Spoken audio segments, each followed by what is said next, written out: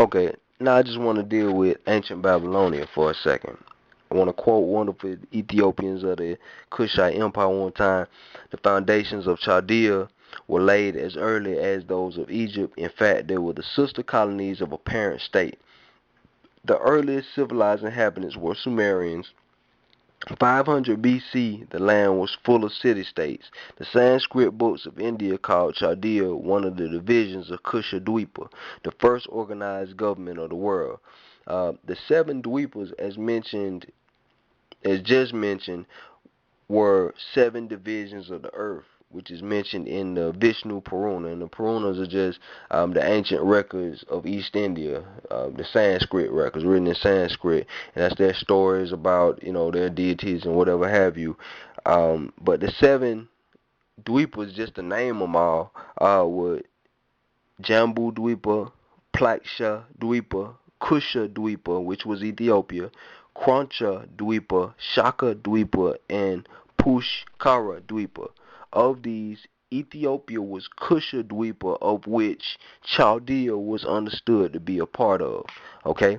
Sumer, which is in the south, in Babylonia, was understood to be older than the northern division of the land called Akkad. Alright? That's where we get the word term Akkadian from. So like Egypt, Babylonia had two divisions. Now the epic adventures of Nimrod, and I'm quoting Houston again, I'm quoting from the wonderful Ethiopians again. Now the epic adventures of Nimrod, which are preserved in the library at Erech, is identical with the 12 labors of Hercules. All right, and just to interject here briefly, a lot of your stories of great men, like Hercules and all this stuff like that, they were taken from stories of real people. Like a lot of these people, a lot of these stories that are applied to some of these so-called myths were taken from like your pharaohs and stuff, because originally the pharaoh wasn't just the ruler of Egypt as it's understood. The pharaoh, or these kings, these old kings as we see, or these mythological so-called people, were actually rulers of the planet. You understand that? So just like in the term king of kings, in Iran you have a term called Shah, the Shah, which is their term for king. But you have something called the Shah in Shah. Shah in Shah means king of kings. So these terms were nothing new as far as speaking biblically or however. These terms were nothing new. But moving right along, according to the Toldeth Beni Noah, a Babylonian document, it verifies that the primitive people of Babylonia were a subdivision of the Cushite race. Okay, wonderful Ethiopians informs us that the northern Akkadians and the southern Sumerians were both Cushite.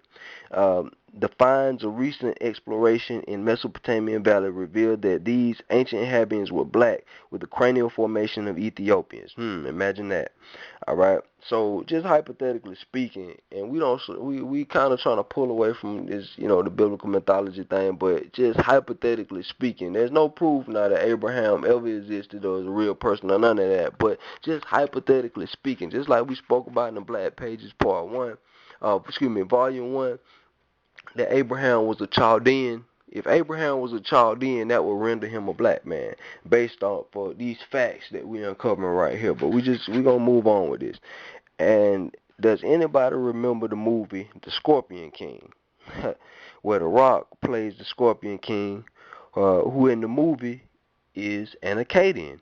Okay, nothing against The Rock. He's a Melanite. A person on the planet who has abundance of melanin. We call them Melanites, or in layman's terms, a colored person. All right, but Akkadians are of Ethiopian stock.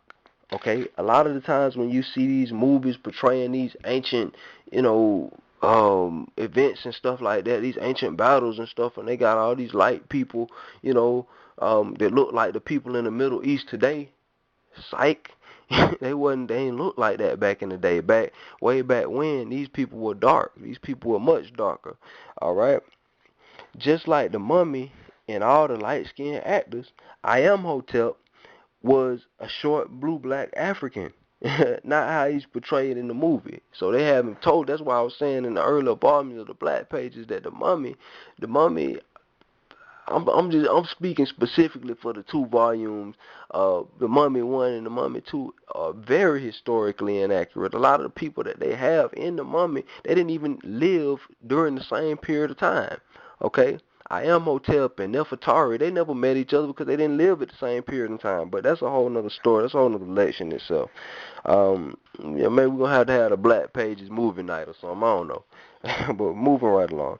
Now we know that Chaldea is very ancient because under the oldest cities that they can find, we find the foundation of still older cities. So the dates they give aren't accurate, and they know this. They don't even know how old some of these places are because, like I said, they build cities on top of cities. Okay. In Houston, the author, one of the Ethiopians, informs us that this civilization brought by the Kushites to Chaldea must have developed in that first common cradle of mankind that the Greeks located upon the Upper Nile. Once again, these Anu people, these people from the Upper Nile, from the south, the Nile River starts in Uganda from the south, from the Upper Nile where it starts at, migrated all across Africa and all across the planet. So these are the people that actually brought civilization to the Mesopotamian plains. All right. Maid Bond tells us in early Kushite navigation that the Kushite Ethiopians in primitive ages were a commercial people. It was due to their conquest of the sea that they so early covered 3 continents with colonies. With their ships, they had in ancient days circumnavigated the globe, bequeathing maps, charts, and nautical instruments to their cousins and successors, the Phoenicians, who called themselves Ethiopians. Okay, now we can just, relive our school days for a second. Now the age of so-called discovery for Europeans was in the 1500s, all right? And mind you, that's after the Moors from North Africa taught them and built schools and left them maps and brought them out of the Dark Ages. So circumnavigating the globe in the 1500s, that was something new. Okay, according to them in their mind, that was something new. But according to these ancient people, from the Ethiopians to the Egyptians to the Phoenicians, all these different groups of people, they were seafaring people. This was something that we did for thousands upon thousands of years. And even when you go to the Africans navigating over to America, when we talk about that, they navigated over to America before the sail, without the use of a sail, just based off the sea currents alone. So they had extensive knowledge of the seas. But that's a whole nother discussion right there. All right. Lenormant, in his book Ancient History of the East, says that the hypothesis that Babylon was ruled by an Aryan dynasty was strictly contradicted by Berosus and the records disentombed from the ruins. Aryans at this stage of the world had not yet crossed the great Sargatian desert. Okay, Berosus is one of those people who actually wrote a book about the histories of Babylon. I think his book was like 9 books long. His writing about the history of Babylon. It was like 9 books long. A lot of his work didn't survive because they burn records, they change records and things like that. But he was like, remember I was describing Menethio, who separated the Egyptians in the dynasties. Berosus was similar to that as far as Babylon is concerned. Okay. Wonderful Ethiopians, again, I quote, Chaldea couldn't have been Semitic, for there was a difference in race between Assyrians and Babylonians. Okay, now just to point out, originally Assyria was a province of Babylon that later broke away. Okay, Houston continues, the classical traditions connect the primitive inhabitants of Assyria, Chaldea, and Susania with Ethiopia. Aeschylus and Herodotus regarded the Ethiopian king Memnon as the founder of Susa. At the same time, he was claimed by the Ethiopians of the Upper Nile as their sovereign. So the same person who founded this Middle Eastern, excuse me for saying that, bad or sorry for saying Middle Eastern, but you know what I mean. It's the same individual who founded this Mesopotamian area, or is given credit for finding this Mesopotamian area, is the same individual that the Ethiopians refer to as their king. Okay? And as far as the story of the Trojan War, it was originally a poem called the Ethiop, okay, that told of the king of Ethiopia by the name of Memnon coming to the aid of the king of Troy.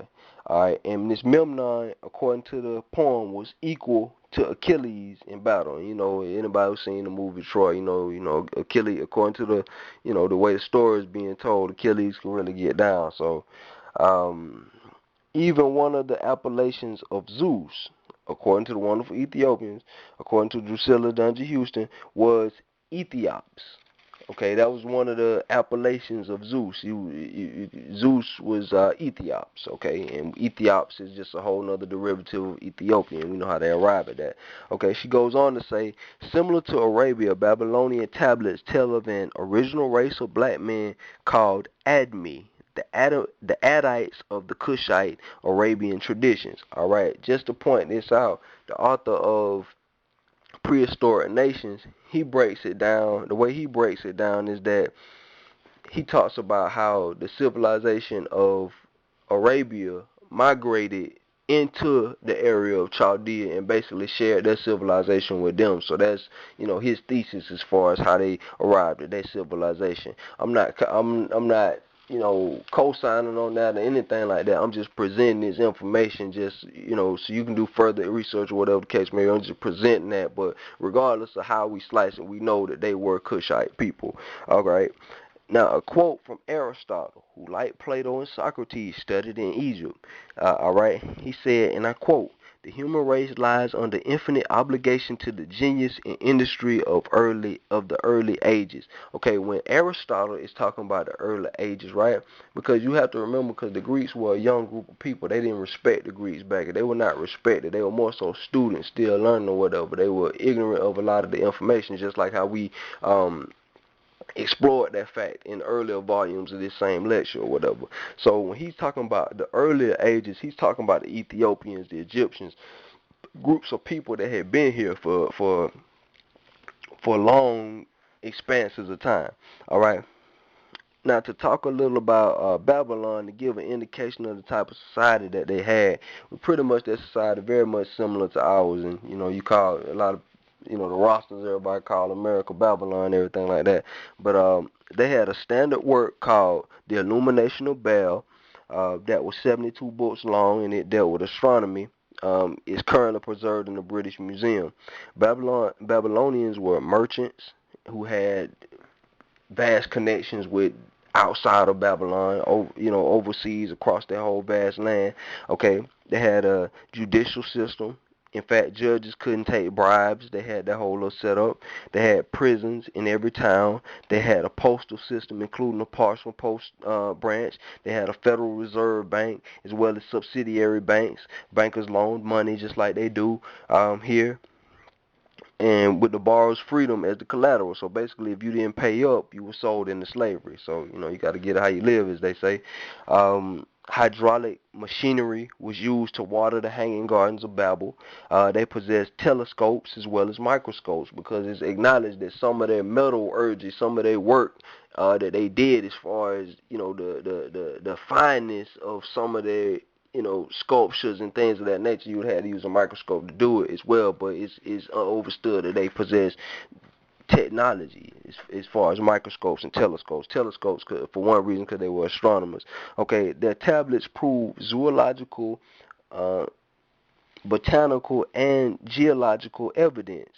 They kept logs of zoology. They kept laws of animals and plants. They knew about genetics. I can't stress that enough. They knew about genetics. They knew about different species of plants and animals and things. All right. The capital had vast libraries with books grouped by subjects, just like our libraries. They were not ignorant people at all. You know what I'm saying? And that's a pattern. That's a trend. As we go through this whole little discourse about Ethiopia, ancient Africa, and everything like that, they dealt heavily with books and records. And one thing they say about us today, if you want to hide something from a nigga, you put it in the book. But back in the day, they didn't have that option of hiding things from niggas with putting it in books, because we read. We were very literate people. All right. All right. So most of the structure of our modern day culture was borrowed from the ancient Babylonian and more precisely the ancient Kushite governmental structure.